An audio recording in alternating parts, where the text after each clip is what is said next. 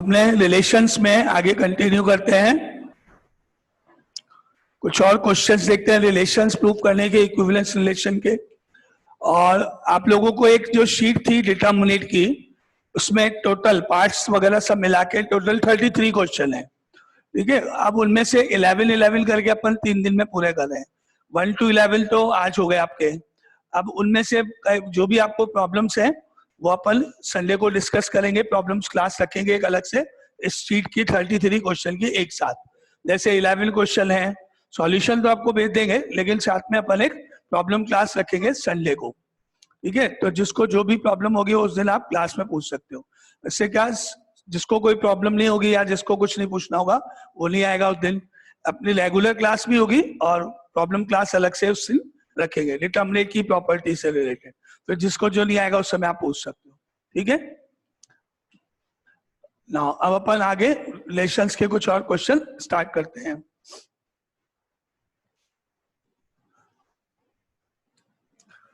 Now example number 9 है, लिखो एक क्वेश्चन और है रिलेशन का। Prove that the relation are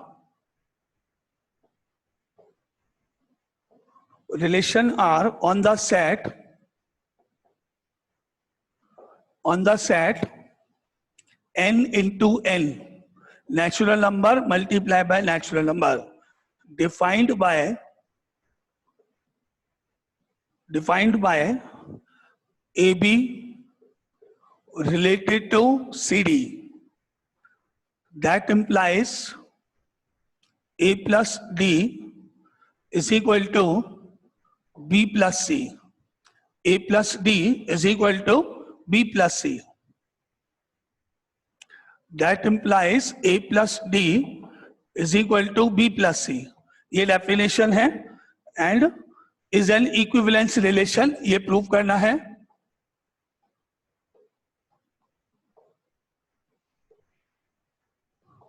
is an equivalence relation, ये अपने को प्रूव करना है पहले तो।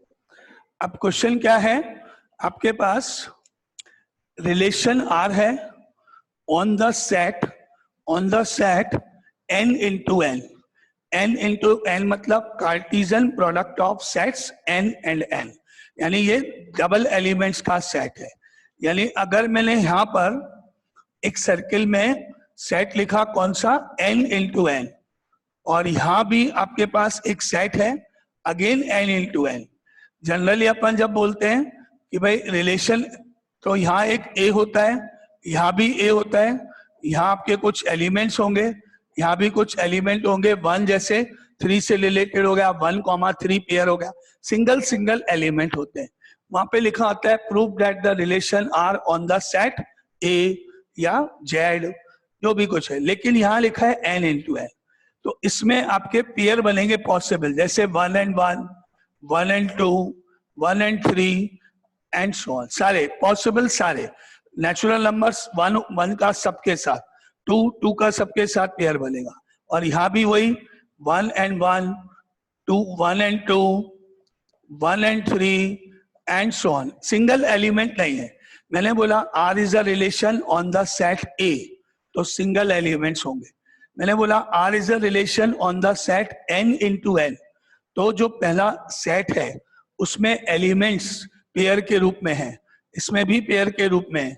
अगर आपने बोला सपोज कि 1 and 1 इससे रिलेटेड है, तो जब R को लिस्ट आउट करेंगे, R को, तो आपके पेयर्स बन के लिस्ट आउट होता है। R 1 and 1 एक सिंगल एलिमेंट है, उसका रिलेशन 1 and 2 के साथ है, ये मिला के इसका एक एलिमेंट हुआ 1 1, 1 2, ये एक पेयर हुआ, पेयर। ये एलिमेंट हुआ, ये एलिमेंट हुआ, ये पेयर हुआ। और जब इधर अपन लिखते हैं तो यहाँ केवल 1 and 3 पेयर बनेगा, R इज इक्वल। ये डिफरेंस है इस क्वेश्चन में। ठीक है, क्वेश्चन में जो आपका सेट है ये खुद पेयर के रूप में है, और आपको ये बताना है कि ये पेयर इधर किससे रिलेटेड है, ये पेयर किससे रिलेटेड है, वो आपको बताना है। और डेफिनेशन है यहाँ पर A B, एक पेयर दूसरे पेयर के साथ रिलेटेड होगा अगर element number 1, element number 4 A और D का सम इन दोनों के सम के इक्वल हो। जैसे अगर मैंने आपसे पूछा 1 और 2 मान लेते हैं, ये एलिमेंट किससे रिलेटेड हुआ इधर, तो आप क्या करोगे, 1 में आपने कोई नंबर 4 ऐड किया, मान लो 1 + 4 5, तो 2 + 3 5, 3 4 से रिलेटेड हो गया। क्या देखा आपने, फर्स्ट एलिमेंट और फोर्थ एलिमेंट का सम 1 और 4 का सम 5 हुआ, element 2 and element 2 B + C यानी 2 + 3 5 हुआ, इसलिए हम कहेंगे 1, 2 रिलेटेड टू 3, 4 है। इस तरह से बनेंगे आपके रिलेशंस में। अब आपको इसको चेक करना है इक्विवेलेंस में, तो रिफ्लेक्सिव कैसे चेक होगा, पहले देखते हैं रिफ्लेक्सिव। रिफ्लेक्सिव के लिए आपको क्या चेक करना पड़ेगा, मैंने आपको बोला अभी कि रिफ्लेक्सिव में आपके जो एलिमेंट्स हैं, एलिमेंट्स वो खुद पेयर के रूप में हैं। यानी पहला पेयर है आपका 1 और 1, आपको बताना है कि ये रिलेटेड होगा 1 और 1 के साथ। फिर आपका सेकंड पेयर है 1 और 2, आपको बताना है कि ये 1 और 2 से रिलेटेड है। फिर 1 और 3 रिलेटेड है 1 और 3 के साथ। सपोज 9 और 15 तो रिलेटेड है 9 और 15 के साथ। तो इस तरह से आप क्या बोलोगे, each element, every element of the set n into n is related to itself. Every pair is related to itself. ऐसे नहीं 1, 1 belongs to R, 2, 3, 2, 2 belongs to R, ऐसे नहीं, वो सिंगल एलिमेंट में होता। आपको बताना है कि ये पेयर खुद से रिलेटेड है, ये पेयर खुद से रिलेटेड है, ऐसे बताना। ठीक है, यहां तक क्लियर कि इस क्वेश्चन में आपका जो एलिमेंट है वो खुद पेयर के रूप में, सिंगल एलिमेंट नहीं है। तो रिफ्लेक्सिव के लिए मैंने क्या किया, एक एलिमेंट लेते हैं अपन, let A, B belongs to n into n। एक एलिमेंट लिया A, B, मैंने आपको एग्जांपल दिया, जैसे 1 और 1 सेम भी हो सकते हैं, 1 और 5, 6 और 9, ये सारे एलिमेंट्स हैं। आपको बताना है कि ये किससे रिलेटेड है, 1 और 1 से, ये 1 और 5 से, ये 6 और 9 से, इस तरह आपको बताना है। तो आपने क्या किया, एक एलिमेंट लिया A, B, मान लिया, सपोज कर लिया कि ये AB रिलेटेड टू AB है। क्या बताना है आपको, AB से रिलेटेड है, ये आपको बताना है। इसका मतलब सारे पेयर हो जाएंगे जनरलाइज। B की वैल्यू A की वैल्यू डिफरेंट भी हो सकती है जैसे यहाँ पर है, और B और A की वैल्यू सेम भी हो सकती है जैसे यहाँ पर है। तो आप जनरल वर्ड यूज करोगे, कौन सा, A एंड B, A और B, इस तरह से। नाउ अब आप क्या करोगे, पहले अपन लेट कर लेते हैं जो अपने को प्रूव करना है।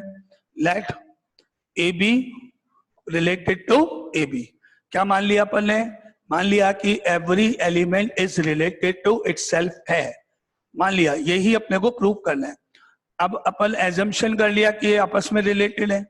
इससे अपन क्या करेंगे, डेफिनेशन यूज करेंगे, क्वेश्चन में गिवन जो है उससे इसको एक्सपेंड करेंगे, देखते हैं, और जो रिजल्ट आएगा अगर वो रिजल्ट ट्रू हुआ तो अपना एजम्पशन करेक्ट हो जाएगा, और hence it is a reflexive relation.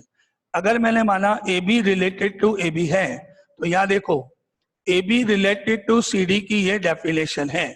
Definition का मतलब है कि एलिमेंट 1 और एलिमेंट 4 का सम इक्वल होना चाहिए एलिमेंट 2 एंड एलिमेंट 3 के सम के। तो ये डेफिनेशन यहाँ अप्लाई करने पर मुझे रिजल्ट मिला, that implies element number 1 and element number 4 इनका सम A + B इक्वल होना चाहिए, इक्वल होना चाहिए किसके, एलिमेंट 2 एलिमेंट फर्स्ट के सम के B + A के। अगर मेरा एजम्पशन सही है कि ये आपस में रिलेटेड हैं, तो मुझे ये इक्वेशन चेक करनी पड़ेगी। अगर ये इक्वेशन सही है, ट्रू है, तो ये भी सही है, अगर ये इक्वेशन गलत है तो ये भी गलत है। यहाँ तक कोई डाउट? अब आपको मालूम है कि A + B और B + A सम दोनों हमेशा इक्वल होते हैं। इसके बाद आप चेक लिख सकते हो उसको, that implies A + B = A और B चेंज करके A + B लिख सकते हो, क्योंकि हमको मालूम है एडिशन इज कॉम्यूटेटिव, है ना, तो A + B लिख सकते हैं इसको। अब आपने देखा दोनों साइड इक्वल आ गया, इसका मतलब हो गया कि आपका जो एजम्पशन है वो करेक्ट है, यानी AB के रिलेटेड है, मान इसका मतलब। Now therefore A, B related to A, B is true. is true for all AB belongs to, for all A comma B belongs to n into n। आपने ये चेक कर लिया कि n into n सेट में जितने भी pairs हैं वो सारे पेयर्स, चाहे वो सेम नंबर के हों चाहे अलग अलग नंबर के हों, वो सारे पेयर्स खुद से रिलेटेड है। A B related to A B, मतलब जितने भी पेयर्स हैं n इंटू n में वो सब खुद से रिलेटेड है। और यही डेफिनेशन रिफ्लेक्सिव की होती है। Every element is related to itself, यहाँ होगा every pair is related to itself, वो खुद के पेयर से होगा। तो इसके बाद आप कह सकते हो देयरफॉर R is रिफ्लेक्सिव। ये स्टेप नंबर 1। अभी अपन सिमेट्रिक पे मूव करते हैं, लेकिन पहले आप इसको चेक कर लो, क्या ये आपको समझ में आ गया, क्लियर हो गया कि रिफ्लेक्सिव ये क्यों है? क्योंकि A B related to A B अपन ने थ्योरेटिकल चेक किया। A B related to A B में क्या क्या आ गया? 1,1 रिलेटेड टू 1,1 है, 1,5 रिलेटेड टू 1,5 है, 11,20 रिलेटेड टू 11,20, ये सब आ गए। जितने भी पेयर बने हुए हैं वो सब खुद से रिलेटेड हैं। Any doubt?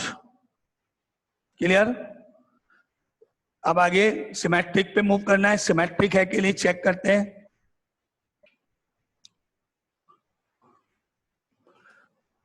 सिमेट्रिक को चेक करने के लिए आपको 2 एलिमेंट्स लेने होते हैं। सिमेट्रिक चेक करने के लिए हम 2 एलिमेंट्स लेते हैं, A एंड B, और लेट कर लेते हैं कि A और B आपस में रिलेटेड है। A comma B belongs to R है, या A रिलेटेड टू B है।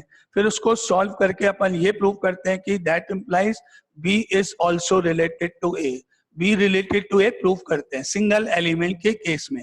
यहाँ पर आपको 2 एलिमेंट्स लेने, मैं बोल रहा हूँ 2 एलिमेंट मैंने लेट किए, 2 एलिमेंट्स लेट। 2 एलिमेंट्स कौन कौन से? एक तो AB, एक CD, ये 2 एलिमेंट्स लिए मैंने, belongs to n into n। Symmetric के लिए 2 elements AB and CD, let R 2 elements belongs to n into n। और मान लेते हैं such that AB related to CD है, such that AB is related to CD है। अब आप इसकी डेफिनेशन जो क्वेश्चन में दी हुई है वो लिख के आगे फर्दर सॉल्व करके मुझे ये प्रूव करोगे कि that implies CD related to AB है। ये आपका A हो गया, ये R हो गया, ये B हो गया। अब उल्टा से प्रूव करते हैं इसके अंदर, है ना। अब आपने इसमें लगाई definition, that implies element number 1A plus element number 4D is equal to B plus C होना चाहिए। अगर AB CD के रिलेटेड है तो ये क्वेश्चन में गिवन जो कंडीशन है उसको मैंने यूज किया। ठीक है, यहां तक कोई डाउट? अब आपको क्या प्रूव करना है? रफ में आपको प्रूव करना है CD रिलेटेड टू AB, ये प्रूव करना है आपको रफ में। देखो, ये प्रूव करने का मतलब एलिमेंट 1 एलिमेंट 4 यानी C plus B is equal to D plus A आना चाहिए, ये प्रूव करना है। अगर आप ये प्रूव करना है तो ये आना चाहिए, ये आ गया तो ऊपर वाला स्टेप, दोनों साइड है डबल। तो आपको C प्लस B चाहिए इधर, तो मुझे मालूम है ये पूरा ब्लॉक इधर से इधर और ये इधर से इधर आप ले जा सकते हो। तो इसको हम लिख सकते हैं that implies B plus C is equal to A plus D। Any doubt? इसको ट्रांसपोज करना बोलते हैं ना, ट्रांसपोज कर दिया अपन ने, एलिमेंट्स को शिफ्ट कर दिया। और उसके बाद इसको C को पहले लिख दो, C प्लस B कर दो, और इसको पहले लिख दो D प्लस A, क्योंकि एडिशन इज कॉम्यूटेटिव। चाहे आप B प्लस C लिखो चाहे C प्लस B लिखो, एक ही बात है। अब इसको ऐसे पढ़ो, ये फर्स्ट एलिमेंट है, ये 4th नंबर है, फर्स्ट 4th सेकंड थर्ड, इस तरह से पेयर के रूप में, फर्स्ट 4th सेकंड थर्ड इस ऑर्डर में है। तो पेयर बनाया फर्स्ट का सेकंड के साथ, यानी C कॉमा D का पेयर बना, related to 3rd and 4th का पेयर बनेगा। 3rd नंबर A है, 4th नंबर B है। आपका रूल यही है ना, फर्स्ट सेकंड का पेयर बनेगा 3rd 4th का। अब इसको पेयर के रूप में लिखोगे तो क्या मिलेगा, C D related to A B, दोनों साइड उल्टा, एडिशन से पेयर बनाएंगे, पेयर से एडिशन लिखेंगे, जो फर्स्ट होगा वो फर्स्ट है, जो यहाँ होगा वो फोर्थ है, सेकंड है, थर्ड है, तो मैंने फर्स्ट ले लिया, सेकंड ले लिया, इधर थर्ड ले लिया, फोर्थ ले लिया, इस तरह से वापस पेयर बना लिया। तो अब आपका जो रिक्वायर्ड रिजल्ट है इसका उल्टा वो आ गया, and therefore R is symmetric. इस तरह से इसको आप एक्सप्रेस करोगे। आपने A B related to C D let किया, डेफिनेशन लगाई, फिर उसके बाद आपने प्रूव कर दिया कि C D is also related to A B है, that means R is symmetric. Any doubt किसी को स्टेप्स लिखने में? सिमेट्रिक, सिमेट्रिक के अंदर आपको क्या प्रूव करना होता है? पहले सिमेट्रिक में आपको ये प्रूव करना होता है कि let A related to B, तो that implies B related to A होना चाहिए, ये अपने को प्रूव करना होता है अगर सिंगल एलिमेंट है तो। जैसे 1 and 5 बिलोंग्स टू आर है, तो दैट इंप्लाइज उल्टा 5 and 1 बिलोंग्स टू आर होना चाहिए। जैसे 9 and 8 बिलोंग्स टू आर है, तो आपको प्रूव करना होता है 8 and 9 उल्टा बिलोंग्स टू आर है। अब क्योंकि यहाँ पे सिंगल एलिमेंट नहीं है, तो मैंने एड किया A B related to C D है, मान लेते हैं ए बी सी डी से रिलेशन है। तो अब मुझे प्रूफ क्या करना है, पहले तो वो डिसाइड करो, क्या प्रूफ करना है? Sir C D related to A B. Yes, C D is related to A B, ये प्रूफ करना है ना। अब अगर मैंने मान लिया ए बी सी डी के रिलेशन है, तो डेफिनेशन कोई पेयर रिलेटेड होगा तो किसी रीजन से होगा, कुछ ना कुछ गिवन होगा। अब इसका मीनिंग देखो क्वेश्चन के अकॉर्डिंग, मैंने लिखा दैट एम्प्लाइज, क्या लिखा? Element number 1 plus element number 4, इन दोनों का रिलेशन कब होगा? जब first element and fourth element का एडिशन इक्वल होगा किसके? बी प्लस सी के, सेकेंड एंड थर्ड के। ये कहां से मिला? क्वेश्चन में जो गिवन था वहां से, डेफिनेशन। यहां तक क्लियर सबको? Yes sir. किसी और को कुछ भी पूछना है? नहीं, यहां तक क्लियर। अब मुझे जो प्रूव करना है उसमें ये वाला पार्ट इधर आना चाहिए, ये वाला पार्ट इधर आना चाहिए, तो मैंने शिफ्ट कर दिया, ये पूरा इधर ले लिया, बी प्लस सी हो गया और is equal to A plus D हो गया। लिख सकते हैं? लिख सकते हैं? कोई फर्क पड़ेगा? नहीं, एक ही बात है। उसके बाद मैंने इसमें क्या किया, सी पहले कर दिया, बी बाद में कर दिया, और डी और ए ऐसे। ये हो गया एडिशन इज कॉम्यूटेटिव, ये ट्रांसपोज करना हो गया, ये कॉम्यूटेटिव लॉ हो गया।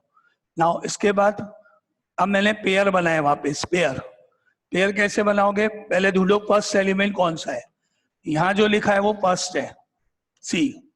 अब नेक्स्ट कौन सा आएगा? सेकंड नंबर का एलिमेंट है ना। क्या डेफिनेशन है? फर्स्ट में कौन सा ऐड होगा? फोर्थ। ये क्या होगा? सेकंड, और ये क्या होगा? थर्ड। डेफिनेशन के अकॉर्डिंग यहां से देखो ए यहां जो है ना इक्वल टू के बाद वो यहां आया, तो सी, और यहां जो आएगा वो यहां आएगा, डी। बना पेयर रिलेटेड टू।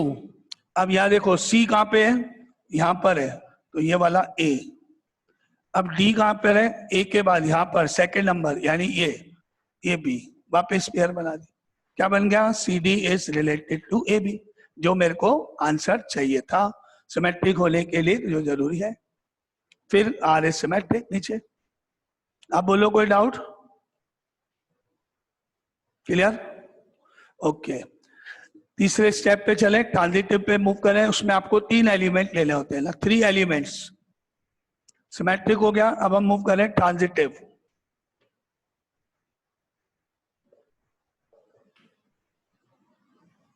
ट्रांजिटिव में 3 element, let A comma B, C comma D, E comma F, 3 elements belongs to n into n। और क्या रूल होता है ट्रांजिटिव के लिए? फर्स्ट एलिमेंट सेकंड से रिलेटेड होता है, सेकंड एलिमेंट थर्ड से रिलेटेड होता है, और आपको प्रूव करना होता है कि फर्स्ट एलिमेंट थर्ड से रिलेटेड है या नहीं। फर्स्ट का सेकंड से रिलेशन होगा, मतलब ये इससे let A comma B related to C comma D है, and C comma D related to E comma F है। ए बी से रिलेटेड है और इस तरह।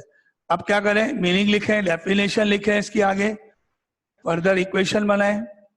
That implies A plus D is equal to B plus C हो गया।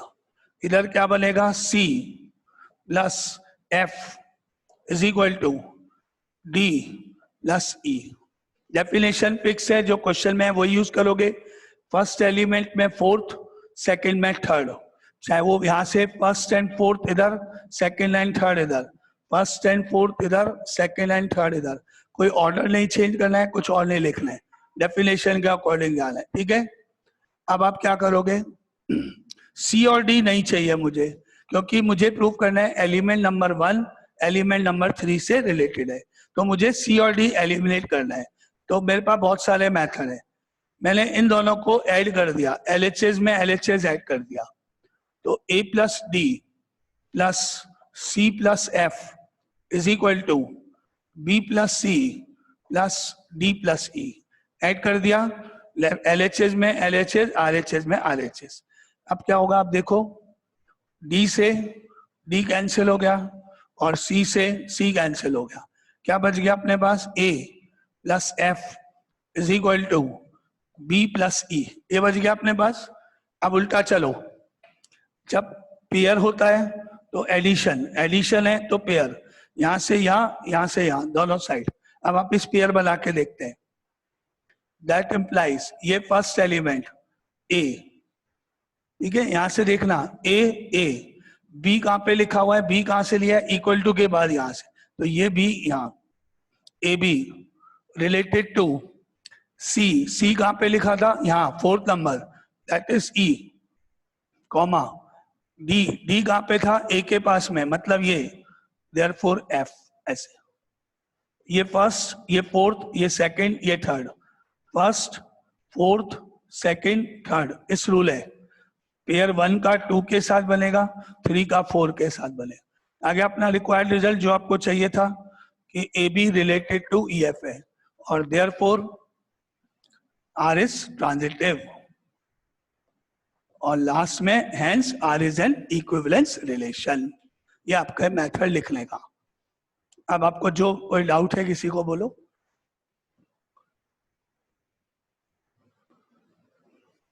Now आगे चले, क्लियर सबको, एनी डाउट, किसी को कुछ प्रॉब्लम?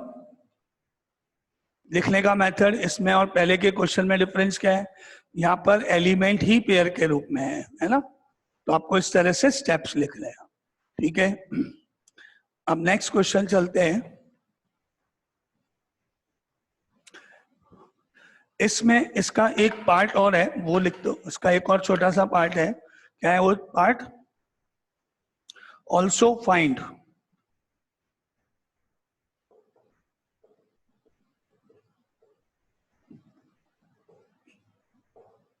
the equivalence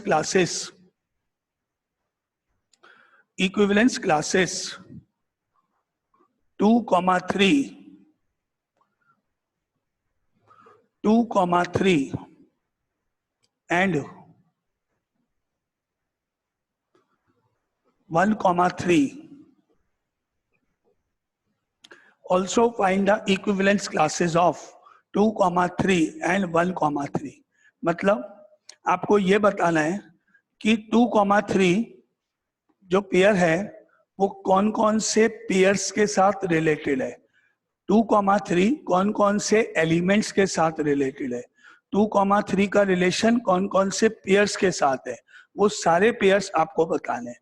सिमिलरली 1, 3 जो पेयर है उसका रिलेशन कौन कौन से एलिमेंट्स यानी कौन कौन से पेयर्स के साथ में, 2, 3 रिलेटेड टू, आपको फिल इन द ब्लैंक्स कह लो या वो बताना है। क्या बताना है, 2, 3 रिलेटेड टू, ये पूरे करने हैं। आपको बताना है कि कौन कौन से नंबर्स हैं जिनसे ये रिलेटेड है। मान लेते हैं अपन, लेट कर लेते हैं फर्स्ट पार्ट के लिए, लेट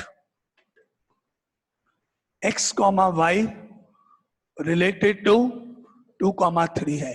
या 2,3 रिलेटेड टू x, y है, कुछ भी कैसे भी ले लो.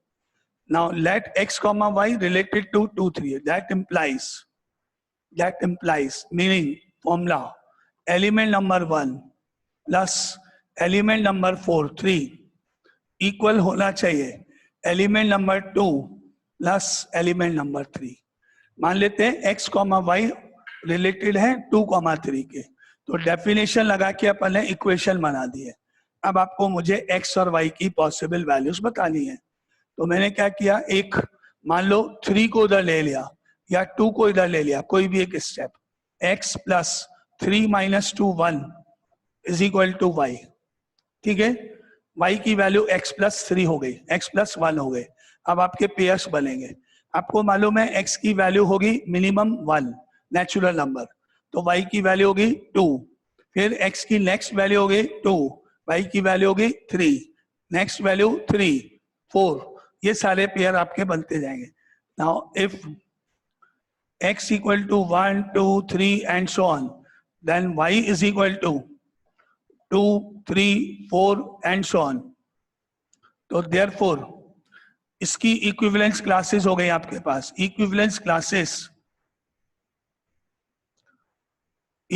क्लासेस ऑफ 2, 3, यानी कि इसकी इक्विवेलेंस क्लासेस मतलब ये कौन कौन से पेयर्स के साथ रिलेटेड है वो आप लिखने जा रहे हो. Equivalence classes of 2, 3 is equal to क्या क्या पेयर हुआ, 1 and 2, then 2 and 3, then 3 and 4, then infinite up to infinity. ये आपका इसका part answer.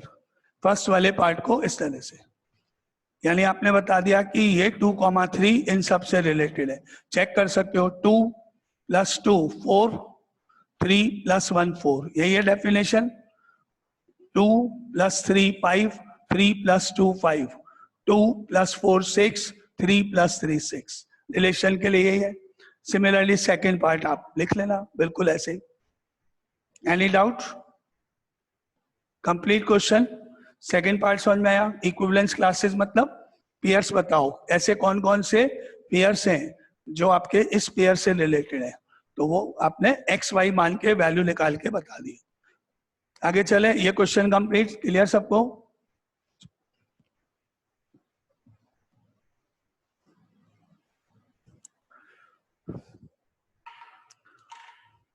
Now next is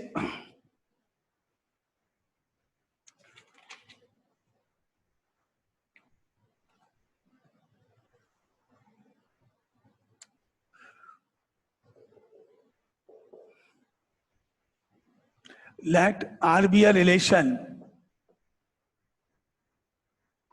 R be a relation on the set n into n defined by AB related to CD. That implies AD is equal to, that implies AD multiplied by B plus C is equal to BC multiplied by A plus D. ये relation है, इसको आपको check करना है equivalence है कि नहीं. वही सेम पेयर्स के रूप में है ना. तो पहले अपन चल रहे हैं रिफ्लेक्सिव.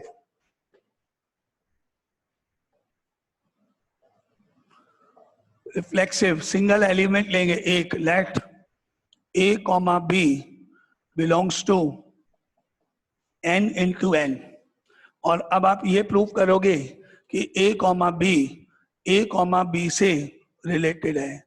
क्या प्रूव करोगे? AB रिलेटेड टू AB है. इससे क्या होगा? Every pair is related to itself, every element is related to itself और रिफ्लेक्सिव पूरा हो जाएगा. लेट करके चलते हैं. Let AB related to AB है मान लेते हैं. अब डेफिनेशन अप्लाई करोगे. यहां देखो A इंटू डी मतलब फर्स्ट एलिमेंट को फोर्थ एलिमेंट के साथ मल्टीप्लाई करके लिखा गया है. तो आपने वही स्टेप करना है जो वहां लिखा है. Therefore element 1 multiply by fourth यानी ए बी।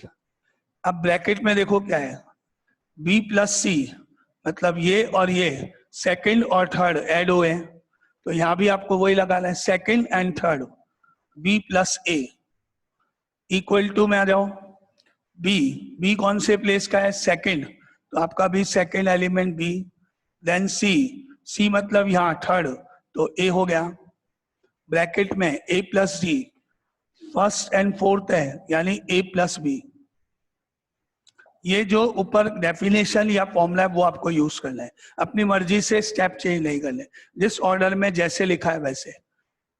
ए और डी इनका प्रोडक्ट फिर बी प्लस सी है, फिर वहां बी और सी का प्रोडक्ट है और वो है, वो आपने यहाँ अप्लाई करा। अब बताओ यहां तक कोई प्रॉब्लम, क्लियर? अब बस ये जो इक्वेशन आई है ट्रू है या फॉल्स ये डिसाइड करो आप। ट्रू है तो आपका सपोजिशन सही है और फॉल्स है तो गलत। देखें, ए बी को ए बी रहने दो, बी प्लस ए को ए प्लस बी लिख सकते हो, इसको ए बी लिख सकते हैं और इसको ए प्लस बी रहने दो, लिख सकते हैं। और ये क्या कहलाता है, आप चाहो तो ब्रैकेट में लिख दो, कॉम्यूटेटिव लॉ यूज किया अपन ने। एडिशन और मल्टीप्लिकेशन दोनों ही कॉम्यूटेटिव होते हैं। कॉम्यूटेटिव मतलब किसी भी ऑर्डर में ऐड या मल्टीप्लाई किया, दोनों साइड इक्वल आ गए, दोनों साइड इक्वल हो गए, प्रूफ हो गया अपने पास। Now therefore A B related to A B and therefore R is reflexive. ये स्टेप्स, अब बोलो कोई डाउट इसमें रिफ्लेक्सिव में पहले, क्लियर है? सिमेट्रिक ट्राई करें, चलो सिमेट्रिक में दो एलिमेंट्स, एक ए बी और एक सी डी लेंगे। सिमेट्रिक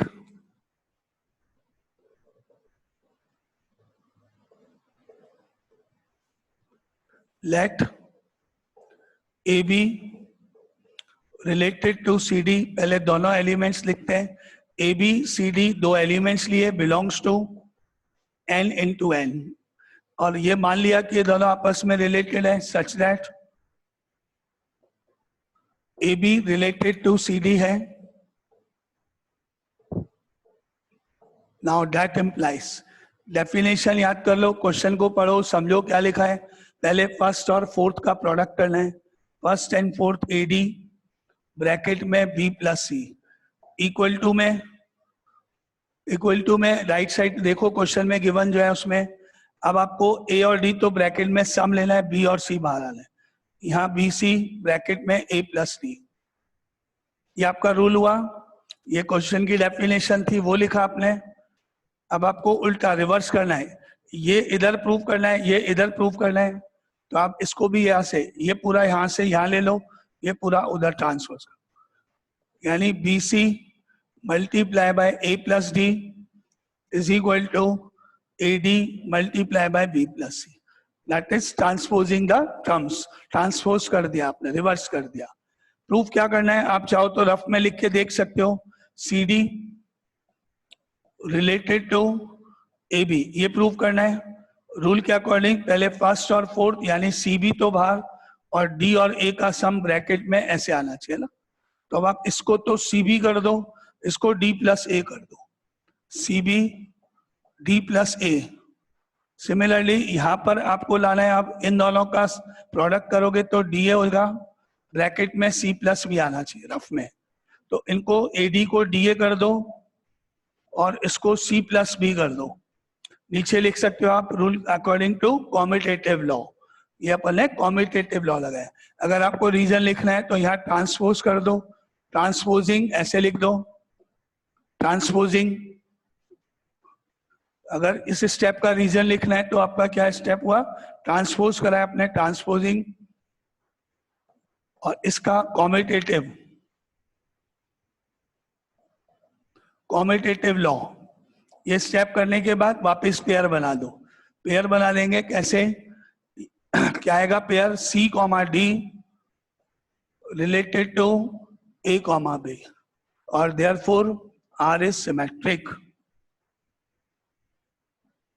आर इज सिमेट्रिक, ये आपका आंसर है। Any doubt, clear? आपको सिमेट्रिक लिखने का मेथड, स्टेप बिल्कुल जैसे हैं बिल्कुल वैसे ही होने चाहिए। आगे चले ट्रांजिटिव 3 एलिमेंट्स के साथ। 3 एलिमेंट्स के साथ अपने को अब ट्रांजिटिविटी चेक करनी है।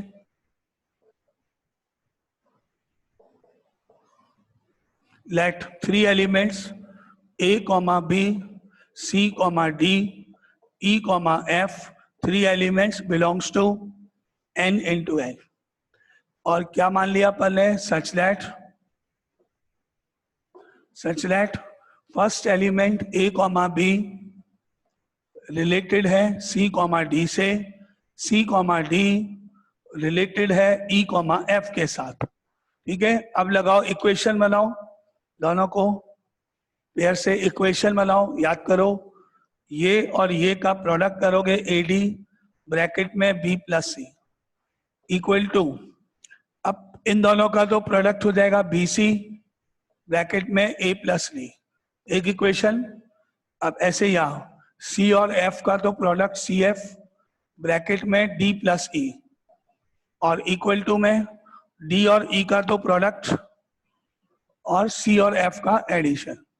बन गई 2 इक्वेशन। ठीक है, अब आपको करना है इनको इक्वेशन को इस तरह से सॉल्व करना है कि ये जो मिडिल है CD वो हट जाए, C कट जाए, D कट जाए, C और D को हटाना है। ठीक है, सिंपल एडिशन नहीं करेंगे तो कैंसिल नहीं होगा। अब इसमें आपको इस तरह से एलिमिनेट करना है CD कैंसिल हो जाए। अब आप क्या करोगे, देखो यहां से इस BC को इसके नीचे लिख लो, B plus C upon BC कर दो, B और C के साथ B और C, BC को नीचे ले लेना B प्लस C के, और AD को इधर A और D के नीचे ले लेना।